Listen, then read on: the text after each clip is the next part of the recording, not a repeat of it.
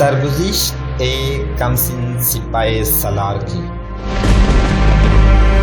جو ایک مظلوم بہن کی پکار پر ہندو راجاؤں پر چڑھ دوڑا۔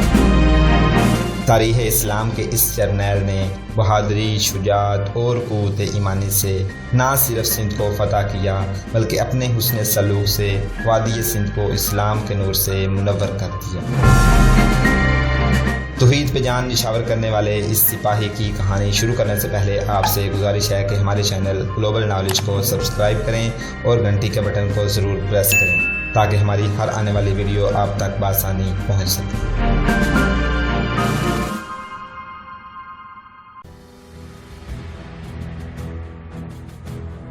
محمد بن قاسم اپنی فوج کو منظم کر رہا تھا۔ وہ بہت ہی محتاط ہو کر آگے بڑھنا چاہتا تھا کیونکہ یہ میدان کی پہلی جنگ تھی اور دشمن بہت طاقتور تھا۔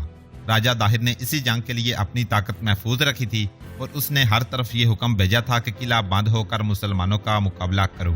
وہ شکست پہ شکست برداشت کرتا رہا لیکن کسی کو کمک نہیں دی تھی۔ جاسوس جو پہلے ہی آگے چلے گئے تھے وہ آ کر آگے کی اطلاعیں دینے لگے تھے۔ آگے جیور نام کا ایک بڑا گاؤں تھا جو باقاعدہ قلعہ تو نہیں تھا لیکن اس کے ارد گرد دیوار تھی اور دروازے بھی تھے۔ محمد بن قاسم کو اڈا بنانے کے لیے ایک جگہ کی ضرورت تھی۔ جیور ہی بہتر جگہ ہو سکتی تھی۔ وہاں داہر کی فوج کی کتنی نفری ہے اور گاؤں کیسا ہے۔ محمد بن قاسم نے پیش قدمی کا حکم دیا۔ اس کے مقامی جاسوس پہلے ہی آگے چلے گئے اور وہاں جو فوجی مقیم تھے انہیں بتایا کہ مسلمانوں کی فوج طوفان کی طرح آ رہی ہے، یہاں سے بھاگو ورنہ مارے جاؤ گے۔ اس کا ہاتر ہوا اثر ہوا۔ داہر کے فوجی بھاگ گئے۔ گاؤں میں بھی بگدڑ مچ گئی۔ جاسوسوں نے لوگوں کو روکنے کی کوشش کی۔ انہیں کہا کہ مسلمان غیر فوجیوں پر ہاتھ نہیں اٹھاتے، نہ انہیں کوئی اور نقصان پہنچاتے ہیں۔ اس طرح گاؤں کے لوگ رک گئے لیکن خوف و ہراس قائم رہا۔ مہاراج کی جے ہو۔ راجہ داہر کو ایک آدمی نے اکھڑی ہوئی اور قدرے گھبراتی ہوئی آواز میں کہا، عرب کا لشکر آ گیا ہے، دریا کے اس طرف آ گیا ہے اور اب جیور میں ہے۔ ہماری فوج کے آدمی وہاں سے بھاگ آئے ہیں۔ جیور پر عربوں کا قبضہ ہو گیا ہے۔ ہمارے آدمیوں نے اچھا کیا ہے کہ وہاں سے بھاگ آئے ہیں۔ راجہ داہر نے کہا، یہ تھوڑے سے سپاہی اتنے بڑے لشکر کا مقابلہ نہیں کر سکتے تھے۔ اب بھاگنے کی باری مسلمانوں کی ہے۔ ان میں کوئی بہت ہی خوش قسمت ہوگا جو عرب تک زندہ پہنچے گا۔ وہ میرے جال میں آ گئے ہیں۔ اتنے زیادہ قلعے لے کر ان کے دماغ پھر گئے ہیں۔ وہ بدبخت سمجھ نہیں سکے کہ یہ شہر اور قلعے جو انہوں نے لیے ہیں یہ فیصلہ کن شکست کے راستے کی منزلیں تھیں۔ مورخ لکھتے ہیں کہ راجہ داہر کے چہرے پر بشاشت تھی، اطمینان تھا اور وہ کسی سے مشورہ بھی نہیں لیتا تھا۔ اس کے جسم میں اتنی عمر کے باوجود عجیب طرح کی پھرتی اور دماغ میں مستعدی آ گئی تھی۔ اس نے یہ خبر سن کر کہ عرب فوج جیور پر قابض ہو گئی ہے اپنے ایک فوجی کماندار راجکیش کو بلایا۔ راجکیش کو بھی اطلاع مل چکی تھی کہ مسلمان دریا پار کر کے آئے ہیں۔ وہ شاید گھبرایا ہوا تھا۔ راجکیش، راجہ داہر نے اس کی تھوڑی کے نیچے ہاتھ رکھ کر کہا، تم یہ نہیں کہہ سکتے کہ تمہارا رنگ اڑا ہوا نہیں؟ کیا تم نے بھی اپنے اوپر عربوں کا خوف طاری کر رکھا ہے؟ نہیں مہاراج، راجکیش نے کہا، خوف کیسا؟ لڑائی سے پہلے چہروں کے رنگ کچھ دیر کے لیے تو اڑ ہی جاتے ہیں۔ میرے لیے کیا حکم ہے مہاراج؟ شکار جال میں آ گیا ہے، راجہ داہر نے کہا، لیکن میں اسے یہ اعزاز نہیں دوں گا کہ خود اپنی فوج لے کر اس کے سامنے چلا جاؤں۔ وہ مجھے میدان جنگ میں ڈھونڈے گا، میں اسے نہیں ملوں گا، اس کے ساتھ کھیلوں گا، اسے گھماؤں پھراؤں گا۔ جیور سے اس طرف جو جھیل ہے وہ تم نے سینکڑوں بار دیکھی ہے۔ 1000 سوار اور 1000 پیادے اپنے ساتھ لو اور اس جھیل کے اس طرف جا کر ڈیرا ڈال دو۔ دشمن پر نظر رکھو، میں تمہارے پیچھے رہوں گا۔ راجکیش 1000 سوار اور 1000 پیادے لے کر جھیل کے کنارے جا ہمازان ہوا۔ محمد بن قاسم کو اطلاع ملی تو اس نے اپنے ایک کماندار محرز بن ثابت کیسی کو 2000 سوار اور 1000 پیادے دے کر جھیل پر بھیج دیا۔ 2 مورخوں نے کیسی کو الدمشقی لکھا ہے۔ ایک اور کماندار محمد زیاد مبدی کو 1000 سوار دے کر اسی جھیل کے ایک اور کنارے بھیج دیا۔ ابن ثابت، محمد بن قاسم نے کہا، دشمن اپنی طرف والے کنارے پر خیمہ زن ہے، تم اس کے ساتھ والے کنارے پر خیمہ گاڑ لو اور ہر وقت چوکس رہو۔ تمہارا انداز ایسا ہونا چاہیے کہ دشمن کے سر پر سوار رہو اور تم محمد بن زیاد محرز کے بالمقابل کنارے پر ڈیرا جما لو اور تم بھی دشمن کو یہ تاثر دو کہ تم اس کے سر پر سوار ہو۔ اس دوران محمد بن قاسم کو حجاج بن یوسف کا تحریری پیغام ملا جس میں اس نے عبادت، دعا اور راتوں کو ذکر الہی پر زیادہ زور دیا تھا۔ اس نے یہ بھی لکھا تھا کہ تمہیں جنگ کا اصل تجربہ اب ہوگا۔ اس کے ساتھ ہی حجاج نے بہت سی عملی ہدایات لکھی تھیں۔ آخر میں اس نے لکھا تھا کہ تم نے خداوند تعالیٰ پر بھروسہ رکھا اور اپنے ایمان اور جذبے کو اللہ کی خوشنودی کے لیے قائم رکھا تو فتح ہر حال میں تمہاری ہوگی۔ اب دونوں طرف کے لشکر فیصلہ کن جنگ کے لیے تیار تھے۔ راجہ طاہر بھی میدان میں آ گیا تھا۔ اس نے اپنے بیٹے جے سینا کو اپنے پاس بلا لیا۔ اس وقت جے سینا کچھ دستے اپنے ساتھ لے کر ایسے مقام پر خیمہ زن تھا جہاں سے وہ دسائیوں کا راستہ روک سکتا تھا کہ دسائیوں محمد بن قاسم کی مدد کو نہ پہنچ سکے۔ راجہ طاہر نے اسے اس کے دستوں کے ساتھ اپنے پاس بلا لیا۔ میرے بہادر بیٹے، طاہر نے اسے کہا، اب ہمیں بکھر کر نہیں رہنا چاہیے۔ دشمن اس میدان میں آ گیا ہے جہاں میں اسے لانا چاہتا تھا۔ تم سب کچھ سمجھتے ہو، کچھ کہنے کی ضرورت نہیں۔ یہ زمین، یہ دیش تمہارا ہے۔ میں اس دشمن کو اس قابل نہیں سمجھتا کہ ایک ہی بار سارا لشکر اس کے سامنے لے جاؤں اور اسے للکاروں۔ میں عرب کے اس نوجوان سالار کو پیغام بھیج کر کہہ چکا ہوں کہ تم اوچھے سالار ہو اور اسے آہستہ آہستہ کمزور کر کے مارنا چاہتا ہوں۔ پیتا جی مہاراج، جے سینا نے کہا، اگر آپ یہ چاہتے ہیں تو یہ کام میرے سپرد کریں۔ اس اوچھے سالار سے پہلی جھڑپ میں لوں گا۔ میں نے تمہیں اسی لیے بلایا ہے، راجہ طاہر نے کہا۔ میں ابھی بتا نہیں سکتا کہ عرب کے یہ مسلمان میدان کی لڑائی لڑنے میں کیسے ہیں اور ان کا طریقہ کیا ہے۔ تم سنبھل کر آگے بڑھنا اور یہ دیکھنا کہ ان کا طریقہ اور انداز کیا ہے۔ پہل انہیں کرنے دینا۔ ہو سکتا ہے کہ محمد بن قاسم یہ سمجھ کر سامنے آ جائے کہ میں خود وہاں موجود ہوں۔ تم ہاتھی پر سوار رہنا اور اپنی فوج کے درمیان رہنے کی کوشش کرنا۔ اگر محمد بن قاسم اپنی فوج کے ساتھ ہوا تو خود اس تک پہنچنے کی بجائے اپنے دستوں سے بہت ہی دلیر اور بہادر آدمی چن کر محمد بن قاسم کو گھیرے میں لے کر مارنے کی یا زندہ پکڑنے کی کوشش کرنا۔ ماہ رمضان 93 ہجری سے کچھ دن پہلے ایک اور واقعہ ہو گیا۔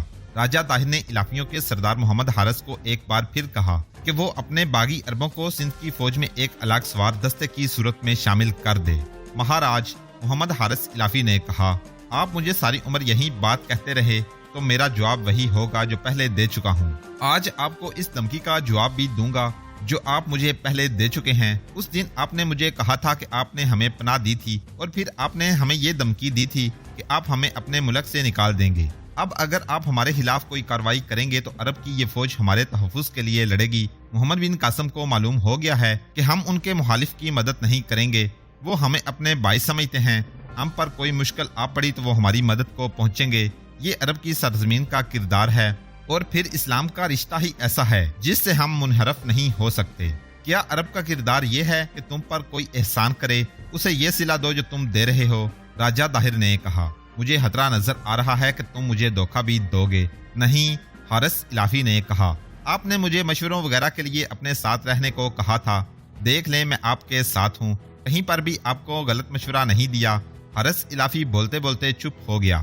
اس نے کچھ سوچا اور بولا، اگر آپ اپنے احسان کا اور زیادہ صلہ چاہتے ہیں تو میں یہ کر سکتا ہوں کہ جے سینا کی لڑائی سے پہلے میں یہ خبر لا سکتا ہوں کہ جے سینا کے سامنے مسلمانوں کا جو لشکر آئے گا اس کے ساتھ محمد بن قاسم ہوگا یا نہیں۔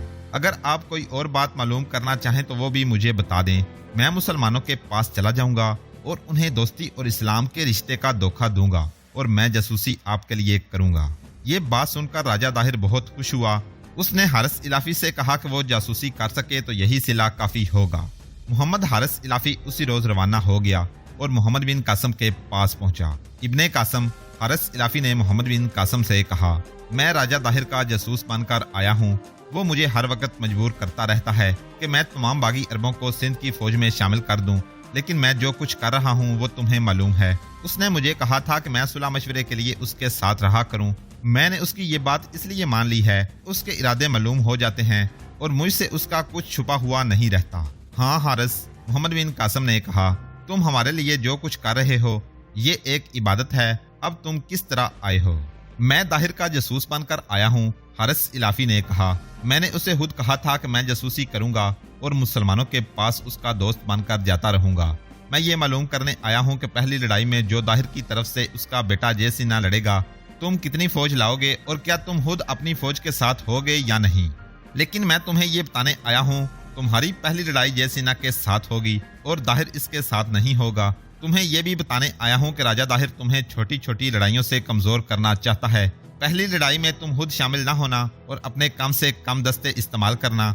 جے سینا ہاتھی پر سوار ہوگا اور اپنے فوج کے کلب میں ہوگا۔ اپنے ایسے سالاروں کو آگے کرنا جنہیں جنگوں کا زیادہ تجربہ ہوگا۔ فتح اور شکست اللہ کے اختیار میں ہے۔ تمہارے سالاروں کی کوشش یہ ہونی چاہیے کہ جے سینا کے لشکر کا بہت ہی برا حال کر دیں۔ صرف یہ نہ دیکھیں کہ جے سینا کی فوج تتر بتر ہو گئی ہے اور تم جیت گئے ہو، جے سینا کی فوج کو پسپا نہ ہونے دینا۔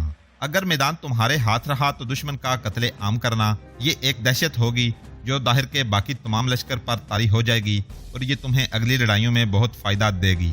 ایسے ہی ہوگا الافی، محمد بن قاسم نے کہا۔ جب سندھ ہمارے ہاتھ میں آ جائے گا تو تمہارے ماتھے پر بغاوت کا جو دبا لگا ہوا ہے وہ میں اپنے ہاتھوں صاف کروں گا۔ میں اپنا فرض ادا کر رہا ہوں ابن قاسم، الافی نے کہا۔ میں نے تم سے، حجاج بن یوسف سے اور حلیفہ وقت سے کچھ نہیں لینا، کچھ نہیں مانگنا۔ میں اللہ کی خوشنودی اور اسلام کی سربلندی کے لیے سرگرداں ہوں۔ اب تم یوں کرو کہ مجھے یہاں سے نکال کر یہ اعلان کر دو کہ یہ شخص جو باغی الافیوں کا سردار ہے ہمارے پاس راجہ داہر کا جاسوس بن کر آیا تھا، اپنے آدمیوں سے کہو کہ مجھے دھکے دیتے ہوئے دشمن کی ہیماگاہ کے سامنے چھوڑ آئے۔ میں ایسا نہیں کر سکوں گا۔ محمد بن قاسم نے کہا، اے معزز الافی، تم مجھ سے یہ گناہ کیوں کروانا چاہتے ہو؟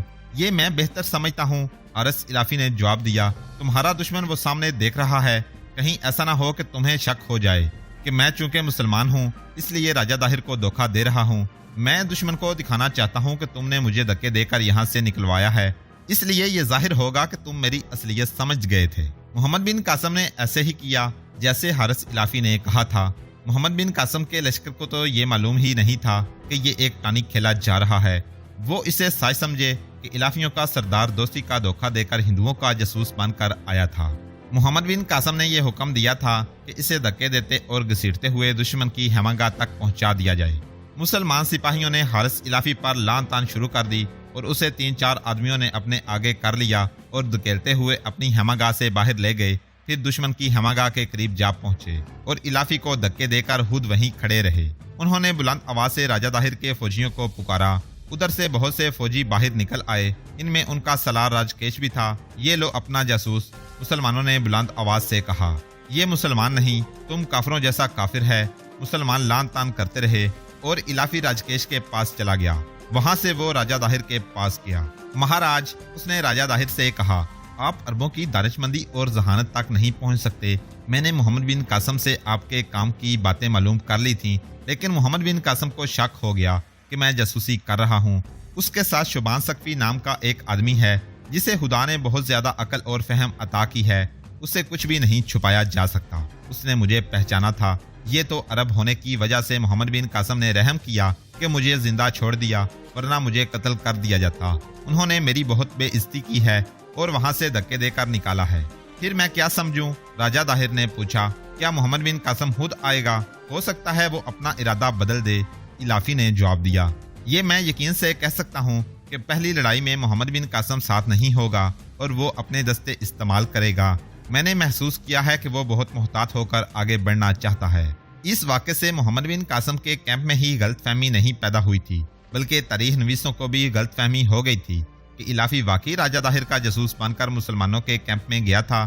معصومی اور بلازری نے صحیح واقعہ لکھا ہے اور یہ ثابت کیا ہے کہ محمد حارث الافی نے راجہ داہر کو دھوکہ دیا تھا اور داہر کو غلط باتیں بتا کر اس طرح گمراہ کیا تھا کہ داہر نے پہلی لڑائی میں جے سینا کو پوری نفرید دی۔